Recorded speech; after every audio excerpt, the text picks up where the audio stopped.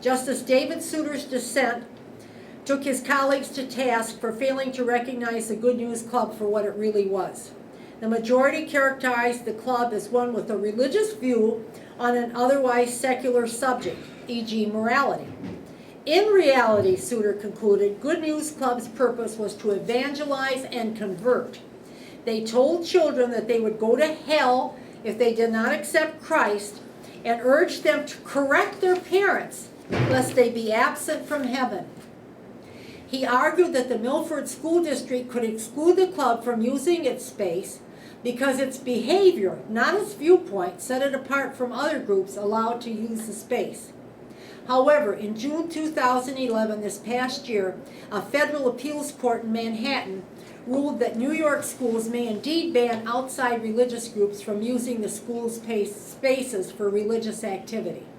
The court holds that the space is no longer neutral when worship activities are conducted there and actually becomes a church during that limited time. The court feels that this violates the Establishment Clause. See AtheistScholar.org, Atheism and the Law, for information about a volume by Catherine Stewart, an excellent critique of how school buildings are used by the religious. It is titled Separation of Church and School. Other areas under dispute in the United States are end-of-life care, reproductive health, including abortion, endorsement of political candidates from the pulpit, academic integrity, teaching abstinence programs in the public schools, sectarian displays on public property, religious discrimination by religious organizations when they hire and yet accept tax dollars from the government, and so on. See Ethics and Applied Ethics for discussions of end-of-life, abortion, stem cell research, and other issues vis-a-vis religious opposition. A well-publicized case was settled in May 2000 by a federal district court. It is titled McCreary County versus the ACLU. The Kentucky State Legislature had passed a law ordering the 10 Commandments posted in a, quote, high traffic area of state courthouses. The courthouses complied, and the ACLU of Kentucky filed a lawsuit. But the legislature passed different resolutions for a second display and then a third. The ACLU returned to court for the third time. The case went to the Supreme Court, which ruled the display failed Lemon's secularist purpose test discussed above. It is clear that atheists and secular citizens must fight the encroachment of religion assiduously or risk losing clarification of their rights by the courts in the United States. Religious fundamentalists have made considerable progress in convincing the American public that the framers of the Constitution were motivated by Christian principles, that the United States has been a Christian nation since its inception, and that faith-based programs are constitutional. The fundamentalists have been aided by the press and by a public ill-educated in American history and civics. Justice Scalia has made clear he supports the fallacious notion of America being a Christian nation. Justice Anthony Kennedy supports local governments making decisions and regulations concerning religious displays on public land during holidays. Local governments. Justices Antonin Scalia and Kennedy have indicated that it might be better if religious liberty problems could be resolved by obeying majority opinions at the local community level, rather than by court decisions protecting minority rights. Justice Clarence Thomas maintains that the First Amendment's Establishment Clause is no more than a federalism provision. He holds that although the federal government cannot establish a national religion, states are free from that prohibition. The 14th Amendment forbids states to take actions depriving citizens of equal protection under the law. The Supreme Court incorporated the Free Exercise Clause and the Establishment Clause in 1940 and 1947 respectively, as discussed above. State governments cannot override the Freedom of Religion Clause.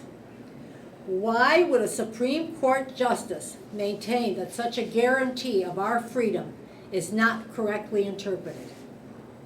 It is clear that religious fundamentalists have a goal to persuade or coerce the government to embrace a theocratic philosophy. They would like to roll back the proper court decisions concerning the wall of separation between church and state. Many of them would like to see the First Amendment's religion clauses interpreted merely as forbidding the establishment of an official state-supported church. Islamic thinkers are discussing the possibility of establishing Islamic family courts or tribunal in the United States, including Sharia law. Women do not do as well with financial settlements in Islamic family courts in Britain than if they went to the secular court system.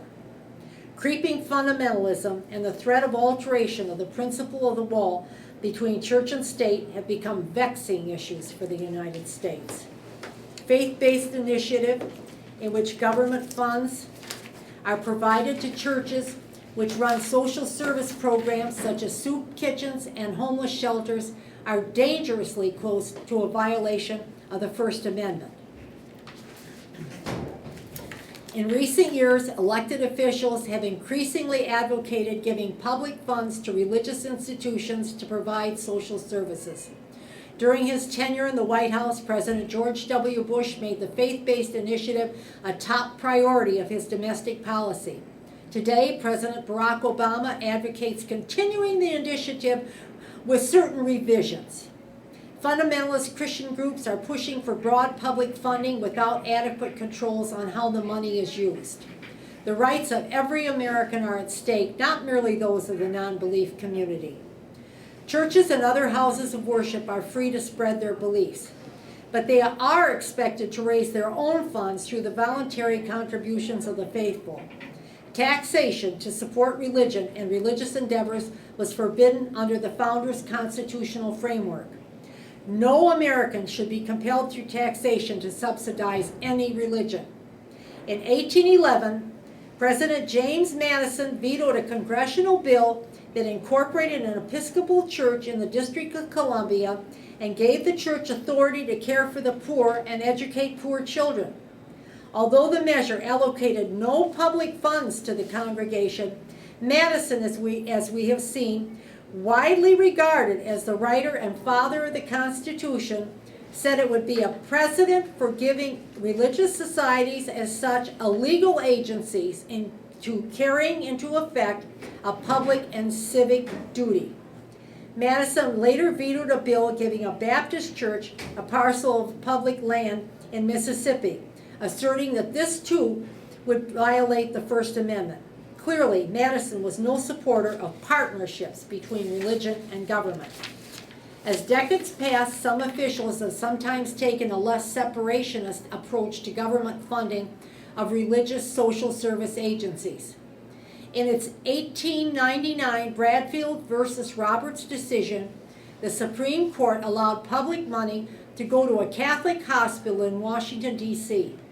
In 1988, the High Court ruled 5-4 in Bowen versus Kendrick that religiously affiliated agencies could receive government aid as long as the money was not spent to promote religion. In 1996, then U.S. Senator John Ashcroft steered through Congress so-called charitable choice provisions intended to allow religious groups to garner federal funding without proper civil rights and civil liberties safeguards. Ashcroft, an ally of the religious right, wanted faith-based providers to be able to hire and fire based on religion, even in programs supported by taxpayer dollars. The Ashcroft proposal ignited a debate that continues today. President Bill Clinton opposed key aspects of the Ashcroft plan and issued signing statements that kept some of its more dangerous features in check. Things changed dramatically in 2001. President George W. Bush unveiled a comprehensive faith-based initiative as a top priority of his administration. Under his plan, Bush sought to expand charitable choice policies throughout the federal government. Publicly subsidized religious charities would be allowed to engage in employment discrimination based on religion, and public funds could be used to pay for construction and repair of buildings for religious worship. In a series of speeches, Bush asserted that faith-based groups are more effective and cost less than their secular counterparts. Although the president offered no objective data to support these claims, He and other administration officials repeated them over and over. There are some initial studies that have discovered that, just as with charter versus public schools, the success of such faith-based efforts are not better than secular ones. It seems hardly worth the trouble and constitutional violation to perpetuate giving our tax dollars to such programs with such dubious success rates. Rightly so, back in the early 2000s, skepticism remained. Congress refused to adopt the Bush plan. Undaunted, Bush issued executive orders and regulatory changes carrying out much of his agenda without congressional approval. It didn't take long for broad opposition to Bush's approach to surface. Some opponents feared that people in need would be subjected to religious pressures or forced to attend religious services before getting help. Others objected strongly to using public funds to subsidize religious bias in hiring. Still others worried that faith-based plans would entangle houses of worship in the most unpleasant aspects of partisan politics. This last fear proved to be especially foresighted. It soon came to light that under Bush, promises of faith-based money were being dangled in front of religious communities in return for political support. In 2002 and 2004, staffers from the White House faith-based office appeared at rallies alongside Republican candidates, implying to voters that the best way to get faith-based grants was to support the GOP. Faith-based grants were also used to win over administration critics. TV preacher Pat Robertson was an early opponent of the initiative, asserting that churches would become dependent on government aid, which would become, he said, like a narcotic. Robertson stopped voicing these concerns, however, after his Operation Blessing Charity was given a $1.5 million grant. Payoffs such as this may have persuaded some opponents, but most Americans have remained wary of the faith-based approach. Public opinion polls reflect widespread uneasiness over key aspects of the initiative. According to a 2008 Pew Research Center poll, 61% of Americans say groups that encourage religious conversion should not be eligible for public funding. A 2009 Pew poll found an overwhelming 74% say organizations that hire only people who share their religious beliefs should not receive government grants. The question of hiring bias is especially important. President Franklin D. Roosevelt banned government contractors from engaging in discrimination on the basis of race, religion, or national origin.